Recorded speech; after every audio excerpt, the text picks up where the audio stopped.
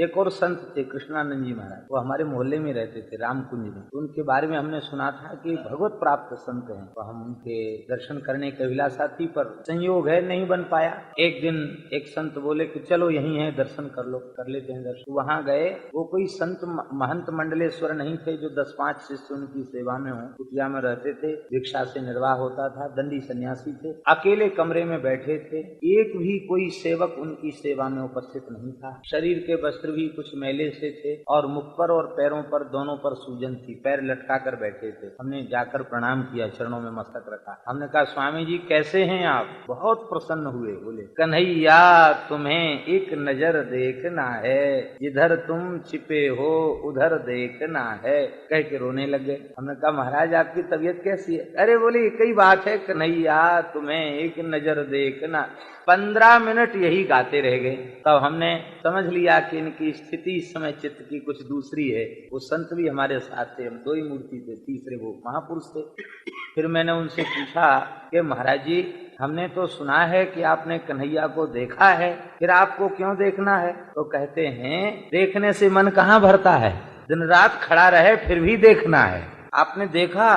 तो उन्होंने बातचीत में स्वीकार किया कि यमुना पुलिन पर महारास का हमने इन्हीं आंखों से साक्षात दर्शन किया, ये उन्होंने स्वीकार किया। अब फिर पता नहीं क्या मस्ती चढ़ी, फिर गाने लग गए कन्हैया तुम्हें एक, आगे कोई पूरा पद नहीं, बस यही लहजे में, कन्हैया तुम्हें एक नजर देखना है, जिधर तुम छिपे हो उधर देखना है, जिधर तुम ऐसे ऐसे मुंह घुमाते जाएं, जिधर तुम छिपे हो उधर देखना है। बस इतनी ही बात हुई, शरीर संसार की कोई चर्चा उनकी सन्निधि में नहीं हुई। प्रणाम करके लौट के आए। दूसरे दिन विद्यालय पढ़ने जा रहे थे तो एक संत का शरीर ज्ञान गुदड़ी से आ रहा था। उन्होंने कहा किसका शरीर आ रहा है? श्री कृष्णानंद जी महाराज, कल उनका मध्याह्न के बाद भगवत धाम गमन हो गया। शाम को तो हम मिले थे, भगवत धाम गमन हो गया। संसार के लिए शरीर, जमुना जी के जल समाधि के लिए शरीर ले जाए, ऐसा एकदम हृदय कांप गया। अरे राम राम, कितना ठाकुर जी ने कृपा किया, एक दिन भी विलम्ब हो जाता तो इस विभूति का दर्शन हमको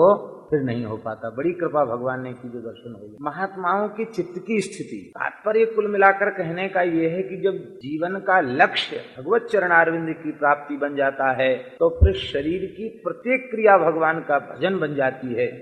और नहीं तो भजन की क्रिया भी जो दिखने में भजन की क्रिया दिखाई पड़ रही है, उपासना की क्रिया दिखाई पड़ रही है, पर भगवान की प्राप्ति लक्ष्य न होकर भोगों की प्राप्ति लक्ष्य है तो वो भी भोग की परिधि में ही आ जाती है। महात्माओं की चित्त की स्थिति, तात्पर्य कुल मिलाकर कहने का ये है कि जब जीवन का लक्ष्य भगवत चरणारविंद की प्राप्ति बन जाता है तो फिर शरीर की प्रत्येक क्रिया भगवान का भजन बन जाती है। और नहीं तो भजन की क्रिया भी जो दिखने में भजन की क्रिया दिखाई पड़ रही है, उपासना की क्रिया दिखाई पड़ रही है, पर भगवान की प्राप्ति लक्ष्य न होकर भोगों की प्राप्ति लक्ष्य है तो वो भी भोग की परिधि में ही आ जाती है।